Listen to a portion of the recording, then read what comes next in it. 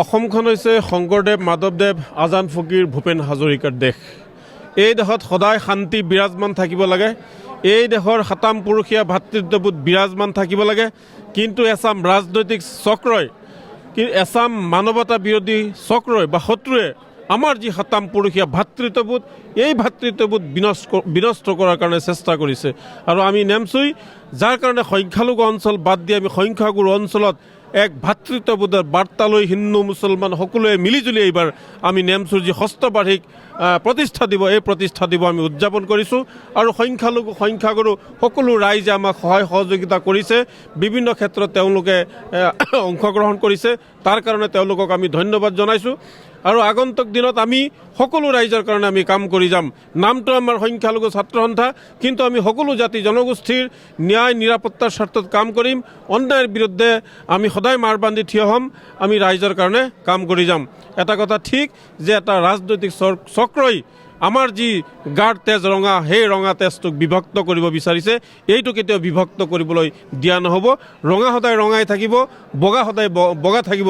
আৰু ৰাইজেও সেইসকল নেতৃত্বৰ দ্বাৰা, ৰজা মহাৰাজৰ দ্বাৰা পৰিচালিত হ'ব নালাগে। কাৰণ তেওঁলোক ক্ষমতা পায়, তেওঁলোক দিল্লী দিছপুৰত থাকিব, অট্টালিকা সাজিব, বিল্ডিং সাজিব। আৰু আমাৰ যিসকল ভোটদাতা, তেওঁলোকে ইয়াতে আমাক ব্যৱহাৰ কৰি তেওঁলোকে মাত্ৰ আমাক ভোট আদায়ৰ ৰাজনীতি কৰিব। আৰু নিৰ্বাচন শেষ হোৱাৰ লগে লগে সকলো শেষ। আৰু ঠিক কংগ্ৰেছৰ লেখীয়াকৈ বিজেপিয়েও মুছলমানসকলক ব্যৱহাৰ কৰিব ধৰিছে। আমি ভাবিছিলোঁ যে পৰিৱৰ্তনৰ এখন চৰকাৰ আহিছে, কংগ্ৰেছে যিবোৰ কাম কৰা নাই সেই কামবোৰ বৰ্তমান হিমন্ত বিশ্ব শৰ্মা নেতৃত্বাধীন চৰকাৰখনে কৰিব। কিন্তু তাতেও আমাৰ দুখ।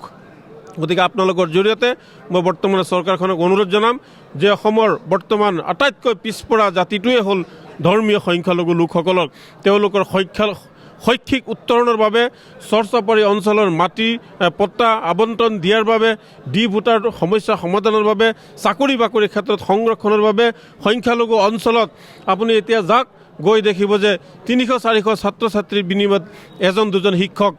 আপোনাৰ বিদ্যালয়সমূহৰ আন্তঃগাঁথনিৰ অৱস্থা বেয়া। গতিকে শৈক্ষিক উন্নয়নৰ বাবে আন্তঃগাঁথনি উন্নয়ন কৰিব লাগিব।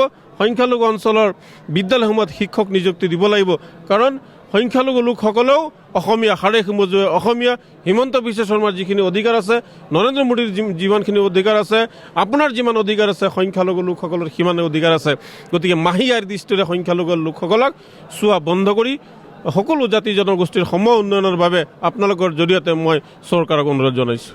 ইতিমধ্যে আমাৰ মুকলি সভা হৈ গ'ল। আমাৰ মহামান্য উচ্চতম ন্যায়ালয়ৰ পৰা তাৰিক আদিব চাহাব, তেওঁ বিশিষ্ট অধিবক্তা আহিছে। আমাৰ গুৱাহাটী হাইকোৰ্টৰ বহুকেইজন অধিবক্তা আছে। BTR-ৰ উপ কাৰ্যবাহী সদস্য গোবিন্দ চন্দ্ৰ বসুমতাৰী আছিল, নীলোৎ চৌধুৰী আছিলে, আৰু বহু শিক্ষাবিদ, সাংবাদিক তেওঁলোক উপস্থিত আছিলে। আৰু আমাৰ শেষৰ কাৰ্যসূচী নাহিদ আফৰিন আমাৰ মাজত ইতিমধ্যে আহি পাইছে। নাহিদ আফৰিনে আমাৰ এগৰাকী গৌৰৱ, আৰু তাইকে আমি ইয়ালৈ নিমন্ত্ৰণ জনাইছোঁ। তেওঁ গীত পৰিৱেশন কৰিব। চাওক, আজিৰ পৰা 6 বছৰ আগত বৰ্তমানৰ সভাপতি, নেমচুৰ সভাপতি বদৰুল ইছলাম ডাঙৰীয়াৰ নেতৃত্বতেই উত্তৰ পূৰ্বাঞ্চল সংখ্যালঘু ছাত্ৰ সন্থা নামৰ এই ছাত্ৰ সংগঠনটো জন্ম দিয়া হৈছিলে। আজি আহি 6টা বছৰত ভৰি দিছে। আৰু বিগত 6 বছৰৰ নেমচুৰ যি কাৰ্যকলাপ বা নেমচুৱে কি কাৰ্যপন্থা হাতত লৈছে, এই প্ৰতিটো কাৰ্যপন্থা প্ৰস্তুত কৰাৰ কাৰণে, প্ৰফুল্লিত কৰাৰ কাৰণে, ৰাইজক অৱগত কৰাৰ কাৰণে আজি এই প্ৰতিষ্ঠা দিৱস অনুষ্ঠিত কৰা হৈছে। আৰু এই প্ৰতিষ্ঠা দিৱস ওদালগুৰি জিলাৰ কলাইগাঁৱৰ মাজমজিয়াত সংখ্যাগুৰু অধ্যুষিত অঞ্চলত কৰা হৈছে।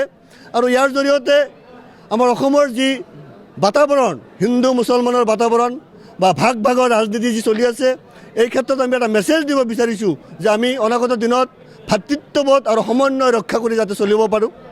তাৰ লগতে আমাৰ জাতিটোক কিদৰে আমি আগবঢ়াই লৈ যাব পাৰোঁ, শিক্ষাৰ ক্ষেত্ৰত, ৰাজনৈতিক ক্ষেত্ৰত, সাংস্কৃতিক ক্ষেত্ৰত, প্ৰতিটো দিশত যাতে আমাৰ জাতিটোক কিদৰে আগবঢ়াই লৈ যাব পাৰোঁ। তাৰ লগতে আমাৰ জাতিটোৰ বিভিন্ন সমস্যা আছে। ভাৰতবৰ্ষ স্বাধীন হোৱাৰ পিছৰে পৰাই আমাৰ সংখ্যালঘুসকলৰ যিসমূহ সমস্যা আছে, চৰৰ মাটিৰ পাট্টা দিয়া, জনসংখ্যা অনুপাতে চাকৰি দিয়া, ডি ভোটাৰৰ সমস্যা, NRCৰ সমস্যা, প্ৰতিটো সমস্যা যাতে চৰকাৰে সমাধান কৰি দিয়ে তাৰ কাৰণে আমি এই সভাৰ জৰিয়তে সাংবাদিকসকলৰ জৰিয়তে ৰাইজৰ জৰিয়তে আমি এটা প্ৰতিবেদন আকাৰে আমি ৰাইজক অৱগত কৰাব বিচাৰিছোঁ চৰকাৰক দৃষ্টিগোচৰ কৰিব বিচাৰিছোঁ আৰু বৰ্তমানৰ চৰকাৰে বিজেপি চৰকাৰে প্ৰতিটো সময়তেই সংখ্যাগুৰুসকলক বুজাব বিচাৰিছে যে আমি মাইনৰিটিক অত্যাচাৰ কৰিছোঁ আপোনালোকে আমাক ভোট দিয়ক আমি মাইনৰিটিক উচ্ছেদ কৰিছোঁ আপোনালোকে আমাক ভোট দিয়ক আমাৰ চৰকাৰখন জিতাই ৰাখক আমি তেওঁলোকৰ মছজিদ ভাঙি দি আছোঁ এইবিলাকৰ পৰা যাতে আমি পৰিত্ৰাণ পাওঁ তাৰ কাৰণে যাতে আমাৰ যিসকল আজি আপোনালোকৰ সাংবাদিক বা যুৱ সমাজ বা বিভিন্ন ৰাজনৈতিক অৰাজনৈতিক দলৰ বা সংখ্যাগুৰু লোকসকলে আমাক সহযোগ কৰিছে আশ্বাস দিছে গতিকে আমি ভাবোঁ অনাগত দিনত এই ছাত্ৰ সংগঠনৰ জৰিয়তে আমি মাইনৰিটি মানুহক আগবঢ়াই লৈ যাব পাৰিম আমি শিক্ষাৰ জাগৰণৰ সৃষ্টি কৰিব বিচাৰিছোঁ শিক্ষাৰ ক্ষেত্ৰত যাতে আমাৰ ৰাইজক আগবঢ়াই লৈ যাব পাৰোঁ ঠেলা ওলাই হওক ৰিক্সা ওলাই হওক বা দিন হাজিৰা কৰা মানুহখিনিকে হওক তেওঁলোকক আমি আহ্বান জনাইছোঁ আপোনালোকে লাগিলে এসাঁজ নাখাব তথাপিতো আপোনালোকৰ ল'ৰা ছোৱালীক সতি সন্ততিক স্কুললৈ পঠাওক বিদ্যালয়লৈ পঠাওক শিক্ষা যেতিয়া হ'ব শিক্ষিত হ'ব তেতিয়া অন্তত এই ধৰণৰ আমাক অত্যাচাৰ লাঞ্ছনা বঞ্চনা এইবিলাকৰ পৰা আমি পৰিত্ৰাণ পাব পাৰিম যিকোনো খবৰৰ বাবে যোগাযোগ কৰক 7099017330 লগতে 7099017110 নম্বৰত